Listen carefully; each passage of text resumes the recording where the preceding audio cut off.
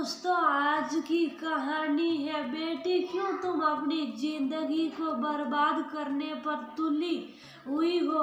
दोस्तों, कहानी शुरू करने से पहले अगर आपने हमारे चैनल को अभी तक सब्सक्राइब नहीं किया हो तो कर लीजिए ताकि आपके पास पहुंच सके हर नया वीडियो।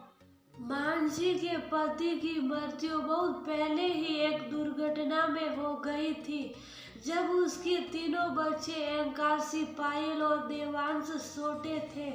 एकांशी तीनों में सबसे बड़ी थी। उसके पति एक प्राइवेट कंपनी में नौकरी करते थे। ऐसे दुखद मौकों पर कंपनी से अनुकंपा के रूप में मिलने वाली धनराशि और छोटे मोटे घरेलू रोजगार के द्वारा होने वाली आय से उसने अपने बच्चों को पढ़ाया लिखाया व उनका पालन पोषण किया। उसके कामों में एकांशी अपनी क्षमता के अनुसार हाथ बटाती थी और पढ़ती भी थी। जब एकांशी पढ़ लिख कर बड़ी हो गई तो मानसी को उसकी मदद से कामों में उसको बहुत सहूलियत मिलने लगी। पायल और देवांश भी उस समय स्कूल में पढ़ रहे थे। प्रकृति के नियम के अनुरूप ही वक्त के पहिया घूमने के साथ साथ उसकी माँ की भी उम्र बढ़ती जा रही थी। वह घर पर सिलाई का काम करती थी और एकांशी घर में ही कुछ खाद्य पदार्थ के स्वादिष्ट आइटम बनाकर उन्हें बाजारों में दुकानदारों के हाथों बेच दिया करती थी। माँ बेटी मिलकर घर बार की गाड़ी को कड़ी मेहनत और मशक्कत के बल पर खींच रही थी। ऐसी परिस्थिति में भी उसकी पढ़ाई जारी थी। कमजोर आर्थिक पृष्ठभूमि और पढ़ाई में दिलचस्पी नहीं होने के कारण देवांश की पढ़ाई मैट्रिकुलेशन के बाद आगे नहीं हो सकी। तब एकांशी ने देवांश को अपने घर के पास ही किराने की एक छोटी सी दुकान खुलवा दी। शिक्षक प्रशिक्षण प्राप्त करने के बाद एकांशी को भी शिक्षिका की नौकरी लग गई। अब एकांशी पर ही घर का सारा दारोमदार था। उसका छोटा भाई तो दुकानदारी कर ही रहा था। वह पायल को भी आगे पढ़ा रही थी। वह भी स्नातक कर रही थी। दशकों तक जद्दोजहद करने के बाद मानसी का खुदमा पढ़ लिखकर समाज में एक जिम्मेदार परिवार के रूप में स्थापित हो गया था। लोग बाग उनको जानने लगे थे। कालांतर में मानसी बीमार रहने लगी। अब एकांशी ही उस परिवार की सर्वा थी। उसके वेतन और छोटी सी दुकान से छोटी सी आमदनी के सारे ही उस परिवार का भरण पोषण, पायल की शिक्षा और मानसी का इलाज संग्रहता। इस संघर्ष के दौर में एकांशी की उम्र कैसे बढ़ती गई कुछ पता नहीं चला। जब उसे होश आया तो उस समय तक बहुत देर हो चुकी थी। उसके सिर के बालों में कहीं कहीं से सफेदी झांकने लगी। जब दर्पण में अपने चेहरे और बालों को देखती तो उसका अंतर्मन हाहाकार कर उठता था।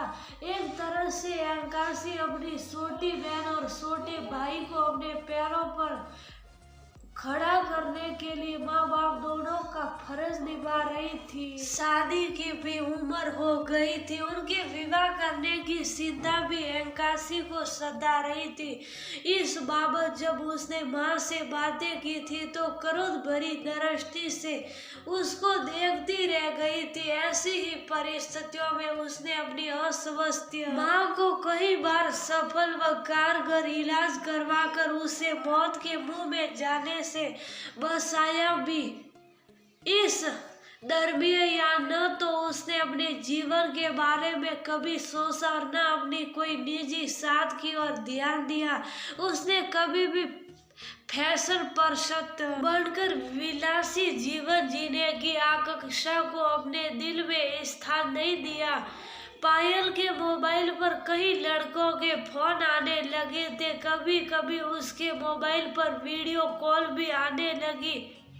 कई युवकों से एकांत में मोबाइल के माध्यम से बातचीत भी होने लगी। छोटा भाई देवांश भी जवानी की दहलीज पर कदम रखते ही सतरंगी सपने देखने लगा। उसके व्हाट्सएप पर खूबसूरत युवतियों की तस्वीरें भी आने लगी। पसंदीदा लड़कियों के साथ शुभ शुभ कर वह वाद संवाद करने लगा। शादी की प्रत्याशा में कभी कभार पार्कों और प्राकृतिक रमणीय स्थलों पर भी उसको युवती के साथ देखा जाने लगा। उस दिन जब उसकी बीमार मां चारपाई पर पड़ी हुई थी और एकांशी उसकी सेवा में लगी हुई थी, तो उसकी मां ने उसे भीगी आंखों से देखते हुए कहा, बेटी क्यों तुम अपनी जिंदगी को बर्बाद करने पर तुली हुई हो?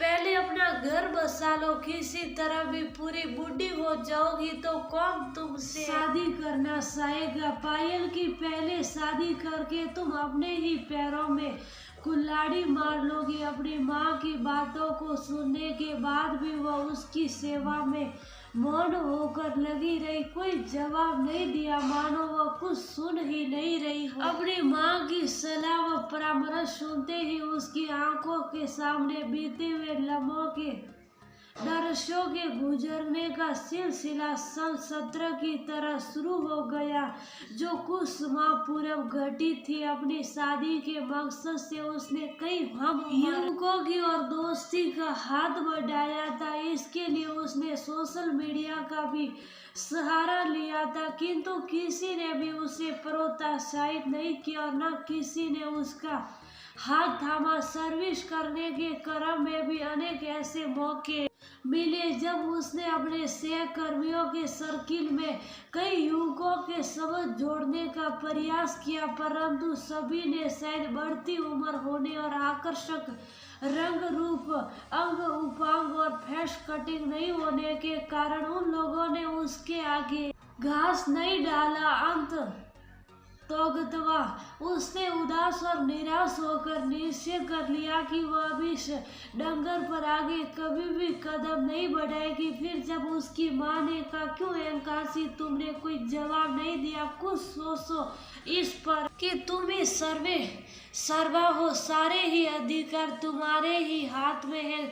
कोई लड़का देखो, तुम्हारी छोटी बहन और छोटा भाई तुम्हारे खिलाफ नहीं है, दोनों तुमको पूछते हैं। वे दोनों तो चाहते हैं कि पहले बड़ी दीदी की शादी हो जाए, तब ही वे लोग भी अपनी शादी के बाबत विचार विमर्श करेंगे। मानसी के संवादों से उसके दिमागी पटल पर से अतीत के दृश्य एक झटके से गायब हो गए।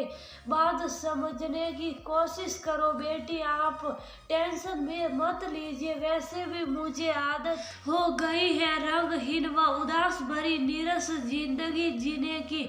मुझे शादी शब्द से ही नफरत हो गई है। क्या बिना शादी किए हुए आदमी जिंदा नहीं रह सकता है? कहते कहते उसकी आंखों में आंसू सरसराए, जिसको अपनी ओढ़नी से पोंछते हुए अपने कमरे की तरफ बढ़ गई।